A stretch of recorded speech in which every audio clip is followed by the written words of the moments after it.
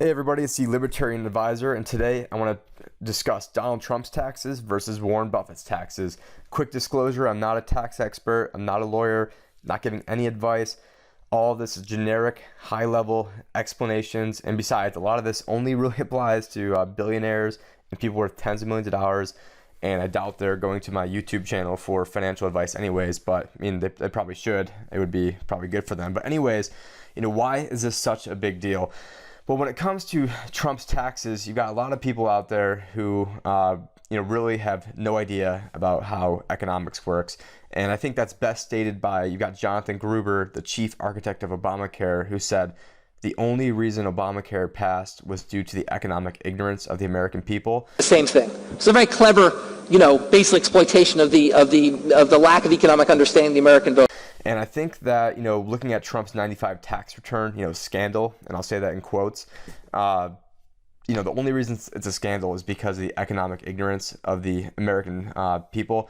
I will say once you start getting into, the high level stuff of what Warren Buffett's doing when it comes to his, different charitable giving, that does take a pretty big understanding of estate planning. So, I won't really pin that too much on the Americans' economic ignorance, but I would pin that on Warren Buffett being, a very predatory person who's more of a P-man, Obama lackey right now than anything. I mean, yeah, he was a great investor for a while, but now, he's using he's using the government to enrich himself, and I think his usefulness is just about over with.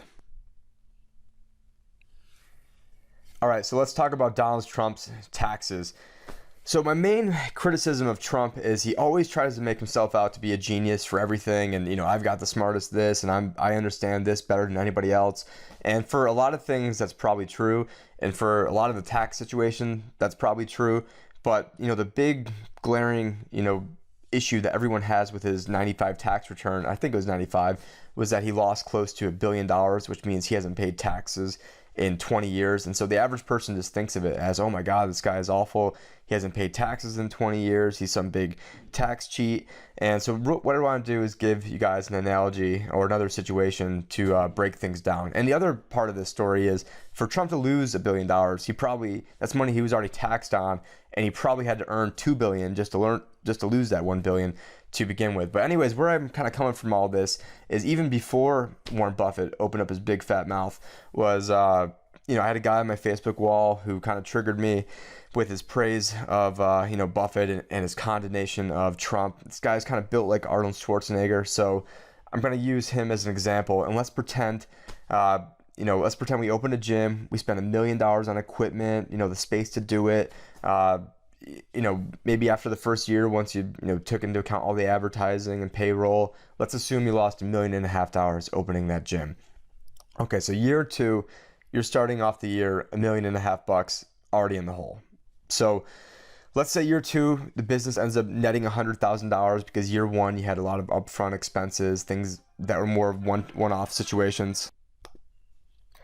All right, sorry about that. Forgot to turn off my phone. That's what happens when you're doing a live recording. But anyways, so let's say year two, you end up netting $100,000 from your business. So now you're only $1.4 million in the hole. Well, did you end up making? You netted $100,000 from that year, but since you were already negative $1.5 million, now you're only negative $1.4 million. So why should you have to pay taxes on that? I mean, if everyone had to, always pay taxes every single year and weren't able to, deduct prior losses, do you know what that would do to the economy? I mean, you already have, I don't know the exact number, but I mean, I would probably put it at maybe 90% of businesses probably go out of business, small businesses, that is. In my industry, it's closer to 95% aren't around after 5 years. But anyways, there is I think there's a limit to how much you can carry that loss forward amount of years, and I think it's different now than it was back then. But anyways, you're always hearing people say, he hasn't paid taxes for 20 years. Well, under that $100,000 of profit example, that gym owner wouldn't have to pay taxes for the last 15 years. So what I'd like to, when, this guy, posts a little quip on Facebook about, can anyone honestly defend this? Well, yeah, I just did. It took me 5 seconds. And the other thing people aren't really paying attention to is the fact that, you paid sales taxes on all the equipment you bought, you paid payroll taxes, real estate taxes, whether it was, directly or embedded into the rent that you pay, all of your employees' taxes, so the bottom line is, Trump wasn't getting around not paying any taxes. I mean, he was paying a lot of taxes, probably paying more taxes every year than probably the amount of people who are eventually going to listen to this will end up paying. And I mean that in the aggregate. If I end up having a couple thousand people listening to this, maybe all 1,000 of us still won't pay as much as Trump. And that's probably on the, I hope a couple thousand people listening, but maybe only 20 will. But anyways, I think you guys get the point of where I'm going with that. But, I do pin some of this on Trump, though, because, this is not some, huge loophole. This is, you go down the street, go to H&R Block, you go to, whoever that, the Statue of Liberty is dancing around in the corner, or better yet, you go to your own TurboTax, and that's just a basic deduction. Now, I'm sure Trump has all sorts of depreciation taxes, but again, that's not some sort of loophole. But if you do want to talk about loopholes, let's talk about a hypothetical character named Warren Buffett and some of the strategies that Warren Buffett used, especially when it comes to his charitable giving. So let's take a hypothetical person, Warren Buffett. Let's say they took $1,000, turned it into $50 billion, and then they take that $50 billion and then donated it to the Shill and Rolinda Hates Foundation. Again, all completely made up, not based off real people. So when you hear that this Warren Buffett character, gave all his money away to charity, you're probably thinking, oh my God, what a great guy that is. But what you don't understand is that there's so much behind the tax code, especially the charitable giving tax code, that you would never really understand unless you've taken these high-level estate planning classes. So when Warren Buffett donates his money, he ends up, he doesn't get a $50 billion tax write-off, but he gets a write-off that, the IRS deems a certain amount that will probably be left over when he passes away. So maybe it's like $30 billion. So again, I think depending on the type of trust, you've got to, at least pull out $5,000 per year. Not 5,000, 5% per year. Let's call it, 7% is probably a pretty common amount. So Warren gets, 7% of 50 billion, $3.5 billion a year. It's all coming from the foundation. The money isn't taxed when it's inside of there. And then what you commonly see in estate planning circumstances is people then use that money to then buy life insurance. So life insurance then isn't taxed upon their death. But in this, in this hypothetical character, there really is not, he's not really a philanthropist at all when you break it down. And that really what he's doing is trying to game the system to avoid paying more taxes. But that would be great, except he's the one lobbying on one hand to raise taxes on the middle class while doing everything he can to, lobby to get his own taxes. And I think that he is an absolutely despicable character. I used to really look up to him, grew up, reading his books, his mentors' books like Benjamin Graham. That was a fictional character, not, we're talking about Warren Buffett here. But let's start with a scenario where, let's say he doesn't give any money to charity and he just passes away.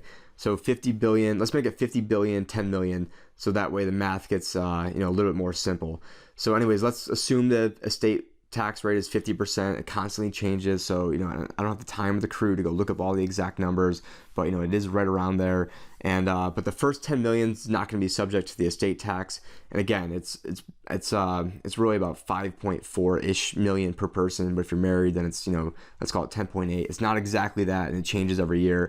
And again, I'm traveling on the road, don't have the time or crew to do that today, but let's just call it, a $10 billion exemption. So in essence, his estate would be taxed on the 50 billion. 50% of 50 billion is 25 billion. So that's a $25 billion tax hit. And then let's say his sons want to, divest out of Berkshire Hathaway and pay some capital gains. Let's call it, 20% long-term capital gain rate. You're looking at another $5 billion. So he started off with 50, then the estate tax right off the bat, knocked it in half. And then, another $5 billion gets knocked off. And now you're looking at $20 billion after tax.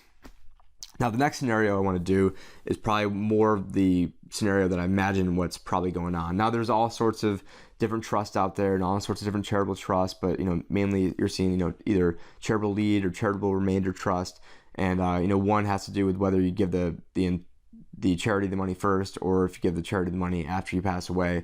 But let's just do it the after you pass away route. So really what happens is, let's say you're going to get that $3.5 billion a year off the $50 billion you gave the foundation, because that's the 7%.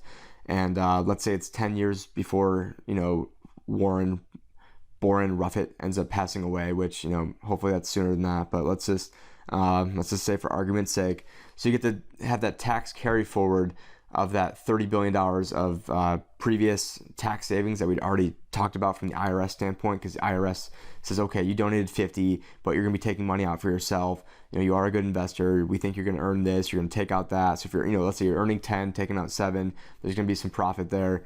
But, let's say the IRS says, okay, we're going to give you a $30 billion deduction. So, he didn't have that money getting taxed, when he took it from 1,000 to 50 billion, because he ended up, really doing everything he could inside of the tax code to never have to sell his shares. He's able to exchange different shares. He's able to, do things that no one else is able to do because he gives a lot of money to different foundations and to people that are very high up politically. All right, so now let's pretend that Mr. Ruffett then takes part of that $3.5 billion of income he's using in this example. Let's say he uses half of it to buy some life insurance. And again, I have no idea what 1.25 billion in premium gets you, but let's say it gets you $25 billion in life insurance. Now Boren dies. I know, how awful. Shed a little tear for that. His kids get $25 billion tax free from the life insurance. His whole $50 billion is outside of his estate, so there is no taxation on that. Any other assets the kids get, they get to use the deductions from giving money to the foundation in the first place to offset his taxes. His kids get out of paying capital gains taxes, as how Boren has gotten out of it basically his entire life. And let's not forget that Boren was still getting that $3.5 billion from the foundation, and he only gave them what was left over from that. Now, again, I don't know what type of charitable trust situation he is using, or maybe he's using multiple different strategies, but I can pretty much guarantee you there's more than meets the eye. So if Boren gives money to the Hates Foundation, his heirs end up with over $25 billion in this example, tax-free. If Boren doesn't give away any money to charity, he ends up with $20 billion in this example. And so, I wouldn't say this $5 billion is anything to sneeze at, but he gets to run around on TV eating ice cream cones, telling everybody how Coke and soda doesn't, make them fat, and how, drinking Coke has nothing to do with childhood obesity, which is just as believable as, his little, charitable giving side. He's just a big PR front man who, is preying on people's economic ignorance. The other thing that he does that's really despicable, and this probably makes me more mad than anything, is that when he talks about raising taxes on people, he's talking about people, single people making $125, people making $250. Those are the people that are, out spending money at your restaurants, out, creating jobs, out, making big sacrifices, usually to either get to where they were in the first place, or maybe they opened up a business. But he's talking about raising taxes on them. He's not talking about, raising the capital gains tax, which he basically doesn't even pay because he skirts around the law anyway. So when he says he wants to raise his taxes and it's criminal, well, he doesn't get paid in income taxes. He gets paid in capital gains taxes, hypothetically. But again, we already discussed how he gets around that. So, I think he's one of the biggest hypocrites in the world.